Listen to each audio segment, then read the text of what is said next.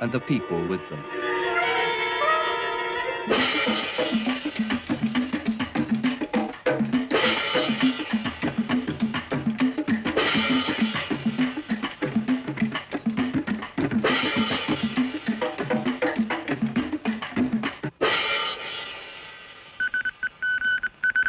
Appeals for help poured in from the afflicted zones.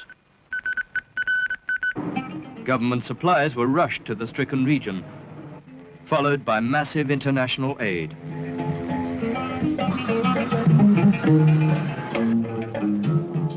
Throughout the disaster zone, relief camps were set up and clothing, food, medicine and vital water provided.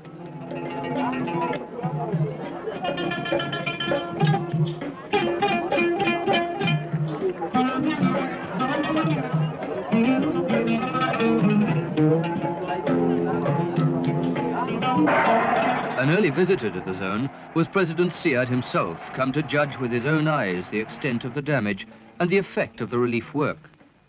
As he walked among the victims, his distress was plain to see.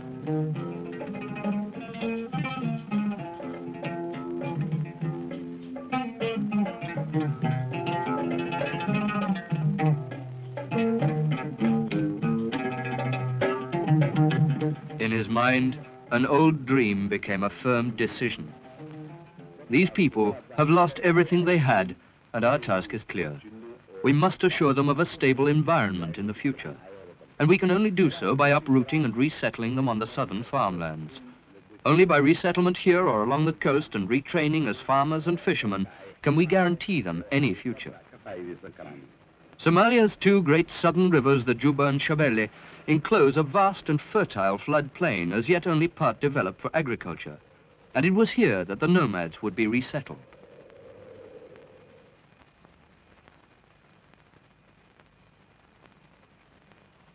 The operation was far from easy.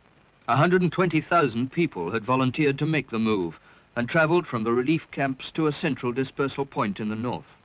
From here, they would be transported to their new homes in the south and east in one great move by road and air. For the future farmers were settlements at Kurtemwari, Sablale, and Dujuma. For the fishermen at Brawe, Ail, and Adale.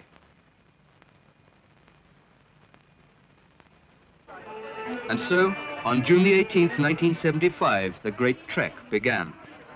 Families who had somehow saved their homes from drought and earlier moves dismantled them. Precious possessions were packed and stowed away for a journey that would take them from everything they had ever known and into a future far removed at which they could only guess. Infants and invalids were carried onto waiting lorries. Papers were checked as whole families moved together. The entire nation's transport resources had been mobilized and others borrowed from abroad. 16 landing strips had been built for 24 huge transport planes, while over 600 lorries took on the rest.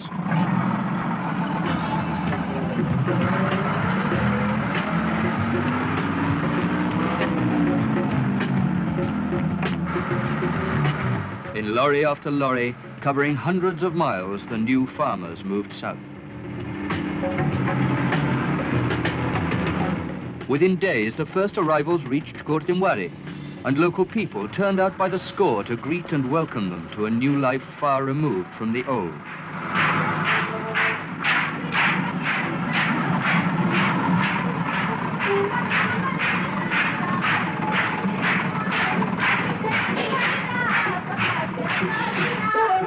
Even the mud and rain which greeted them also must have seemed a godsend after the horrors of drought.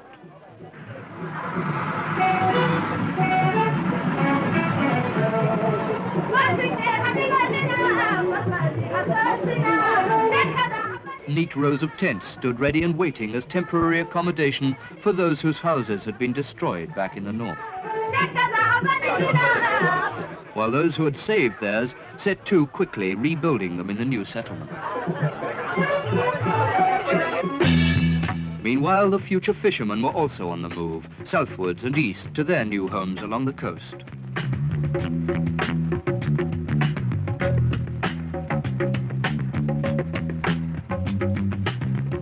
Day Day after day, the huge convoys rolled, carrying their precious cargo to safety and a new life.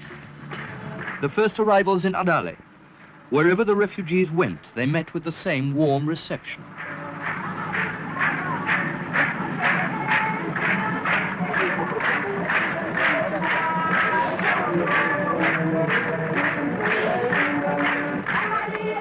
Here too, as in Kurtimwari, houses had to be built to accommodate the new settlers.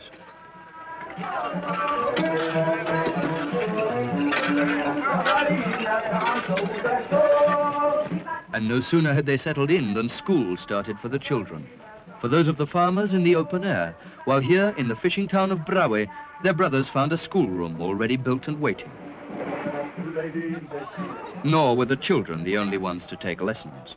Most of these men had never even seen the sea, yet their new life demanded not only that they see it, but learn to enter, swim, and survive in it as well. Retraining began for the farmers also.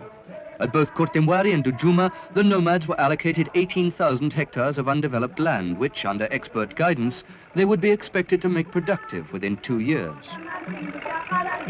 For the fishermen, a first necessity was to learn of the different species of fish off Somalia's coast, of their shape, size, and value.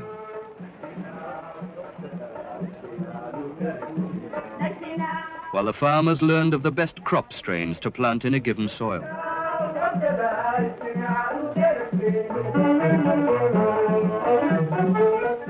And then there were their tools, the nets, boats, and outboard motors of the fishermen.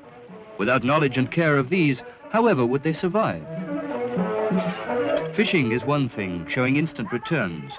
Farming is different, needing more time and repaying its errors far more harshly.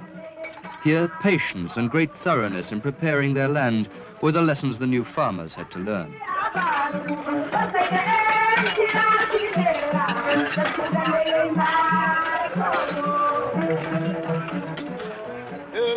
And yet, a mere 3 weeks after their arrival on the coast,